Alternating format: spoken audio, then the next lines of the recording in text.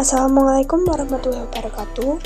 Perkenalkan, saya Salina Nur Hidayah dari kelas 10 pemasaran 3. Saya akan mempresentasikan tugas BIPAS bab 6 koneksivitas antar ruang dan waktu. Pertama yaitu aspek ruang dan aspek waktu yang perlu kalian ketahui. Yang pertama, aspek ruang. Ruang merupakan suatu tempat di muka bumi yang dapat dimanfaatkan untuk aktivitas individu maupun kelompok. Aspek ruang yaitu meliputi daerah daratan, perairan, udara, serta kelengkapan berbagai organisme biotik dan abiotik. Lalu yang kedua, aspek waktu.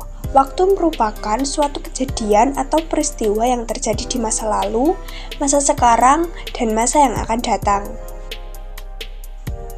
Kemudian, contoh-contoh interaksi ruang. Yang pertama, wilayah pantai merupakan daerah penghasil ikan laut, sedangkan wilayah pegunungan merupakan daerah penghasil sayur mayur. Untuk saling melengkapi kedua daerah tersebut, dapat melakukan interaksi melalui perdagangan demi memenuhi kebutuhan-kebutuhan wilayah masing-masing. Lalu yang kedua, wilayah perkotaan memerlukan tenaga kerja yang berasal dari wilayah pedesaan. Interaksi antar ruang menjadi penting, salah satunya sebagai penyedia lapangan pekerjaan. Selanjutnya, contoh interaksi waktu.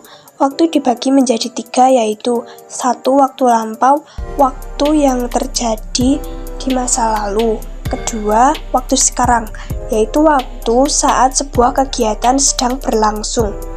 Ketiga, waktu yang akan datang, yaitu waktu yang belum dilalui atau belum kita alami. Selanjutnya, interaksi keruangan dan waktu yang perlu diketahui part 1.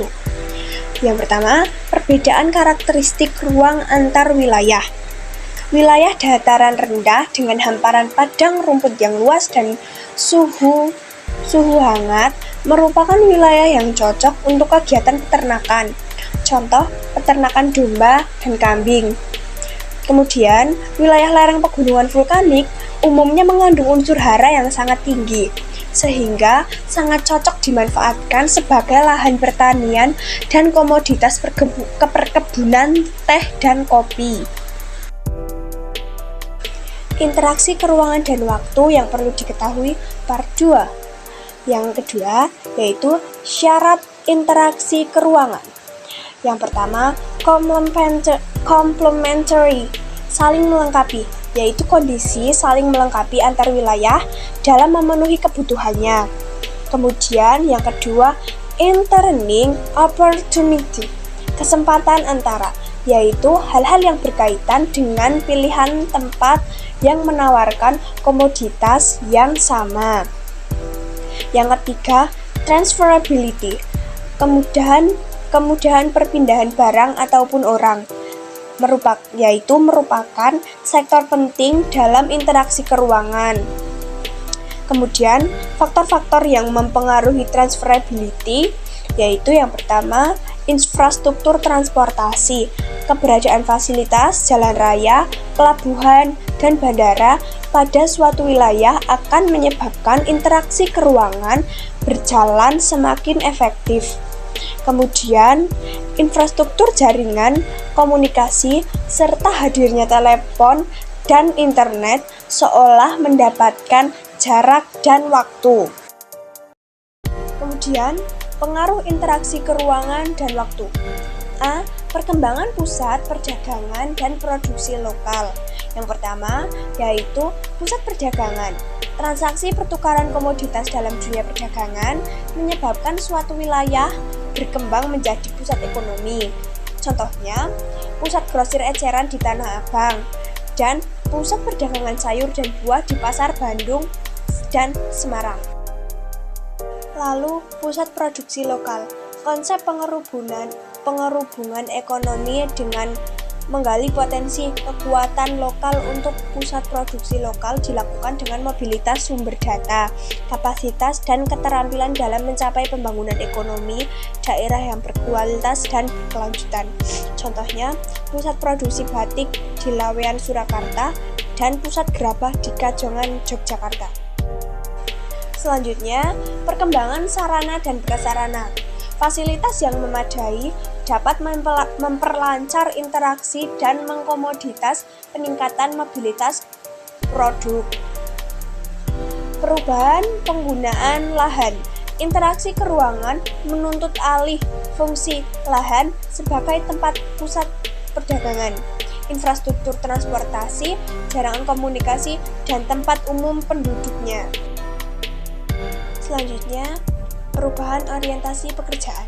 Masyarakat mulai meninggalkan kegiatan agraris dan beranggapan bahwa pekerjaan di sektor jasa lebih modern. Kemudian yang E, perubahan sosial. Perubahan sosial akibat interaksi keruangan merupakan bentuk upaya memudahkan seseorang untuk memenuhi kehidupan hidupnya. Dampaknya yaitu terjadinya forum kerjasama antar wilayah dan akulturasi budaya. Yang selanjutnya yaitu bentuk interaksi antar ruang. Yang pertama, perpindahan penduduk atau migrasi. Berikut jenis-jenis migrasi. Yang pertama, emigrasi, yaitu dari dalam negeri ke luar negeri. Yang kedua, imigrasi, yaitu dari luar negeri ke dalam negeri. Yang ketiga, urbanisasi, dari desa ke kota yang permanen. Kemudian keempat, ruralisasi, dari kota kembali ke desa. Yang kelima, transmigrasi, yaitu penduduk antar pulau dalam satu negara yang bersifat menetap. Yang keenam, evakuasi, karena adanya bencana alam atau suatu masalah. Kemudian yang ketujuh, sirkulasi adalah untuk keperluan pekerjaan atau lainnya yang mengharuskan seseorang menginap. Kemudian yang kedelapan, komunitas, dari desa ke kota yang bersifat tidak pada hari yang sama. Kemudian komunikasi. Komunikasi merupakan bentuk interaksi antar ruang yang melibatkan pertukaran ide atau gagasan. Contohnya, siaran televisi yang menyiarkan kejadian aktual di seluruh wilayah. Kemudian website, merupakan jaringan dunia maya yang saling berhubungan di dunia atau internet. Streaming memudahkan seseorang menyaksikan kejadian di dunia. Kemudian marketplace, tempat yang merupakan bertemunya penjual dan pembeli di dunianya sendiri. Yang selanjutnya adalah transportasi, yang merupakan contoh salah satu transportasi merupakan yaitu perdagangan internasional, ekspor dan impor. Kemudian pengiriman komoditas perdagangan melalui transportasi laut, darat dan udara dari suatu tempat ke daerah lainnya.